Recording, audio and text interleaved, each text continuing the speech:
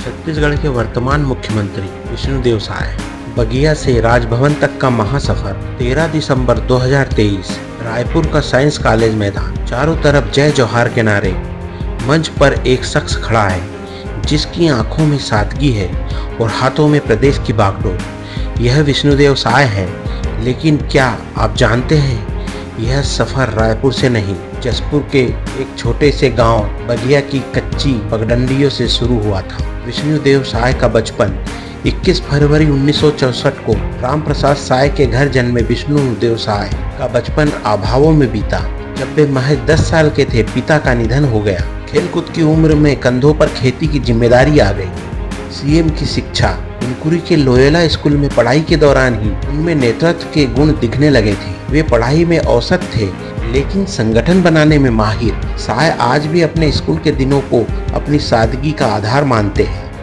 राजनीति में प्रवेश और दिलीप सिंह जुदेव का साथ।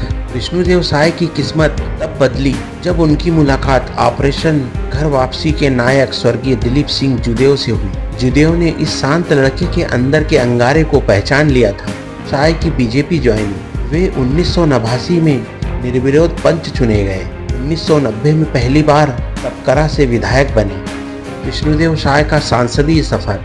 1999 से 2014 तक वे लगातार 4 बार रायगढ़ लोकसभा से सांसद रहे। मोदी सरकार में विष्णुदेव साय की भूमिका। 2014 में जब नरेंद्र मोदी प्रधानमंत्री बने तो साय को केंद्रीय इस्पात राज्य मंत्री बनाया गया। यह उनके करियर का टर्निंग पॉइंट था। एनडीटीवी इंडिया के अनुसार दिल्ली की चकाचौंध में भी साय ने अपना बगिया वाला अंदाज नहीं छोड़ा। सीएम विष्णुदेव साय का स्वभाव, शौक और दिनचर्या। जी हाँ दोस्तों, एक मुख्यमंत्री की लाइफ स्टाइल कैसी होती है, सूट बूट और काफिला, परंतु विष्णुदेव साय इससे अलग है। अगर उनके स्वभाव की बात करें तो वे लो प्रोफाइल रहना पसंद करते हैं। विवादों से दूर रहना और फाइल वर्क पर ध्यान देना उनकी सबसे बड़ी ताकत है। अगर विष्णुदेव के पहनावे की बात करें तो आधी बाजू का कुर्ता पैजामा और छत्तीसगढ़ी गमछा। विशेष अवसरों पर वे बस्तर के पारंपरिक परिधान भी पहनते हैं। विष्णुदेव साय का खान पान। उन्हें छत्तीसगढ़ी व्यंजन चौला और फरा बेहद पसंद है। वे अक्सर सुबह की शुरुआत सादे नाश्ते और कड़क चाय से करते हैं। अब हम बताते हैं आपको सीएम विष्णुदेव साय के शौक। उन्हें किसानी का जुनून है। आज भी जब वक्त मिलता है तो वे अपने गांव जाकर ट्रैक्टर चलाते हैं और धान की फसल देखते हैं। अब हम बात करेंगे पूर्व सीएम रमन सिंह और विष्णुदेव साय दोनों का तुलनात्मक राजनीतिक समीकरण। क्या साय रमन सिंह से बेहतर मुख्यमंत्री है?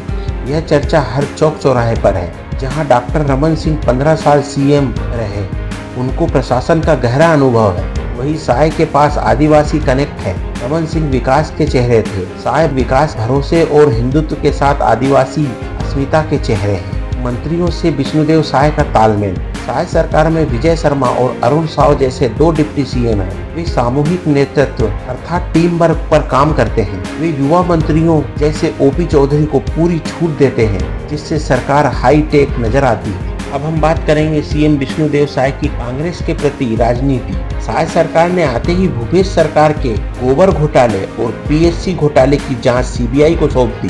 झीरम घाटी कांड पर उन्होंने स्पष्ट कहा कि न्याय होकर रहेगा और दोषियों को बख्शा नहीं जाएगा। साय का रुख पिछली सरकार की तुलना में अधिक एक्शन ओरिएंटेड है। सीएम विष्णुदेव साय की भविष्य की नई योजनाएं। विष्णुदेव का राजयोग क्या उन्हें फिर से सीएम की कुर्सी दिलाएगा? ये योजनाएं जो विष्णुदेव साय के भविष्य में सीएम पद का आधार बन सकती है। महतारी बंधन योजना। 3100 रुपए प्रति क्विंटल धान की खरीदी और 18 लाख गरीबों को आवास। इन मोदी की गारंटी ने उनकी लोकप्रियता को आसमान पर पहुंचा दिया।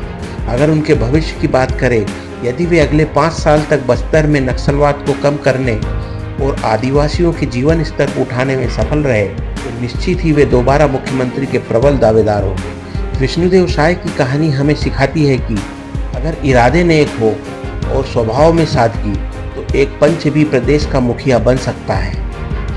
जय जोहार, जय छत्तीसगढ़।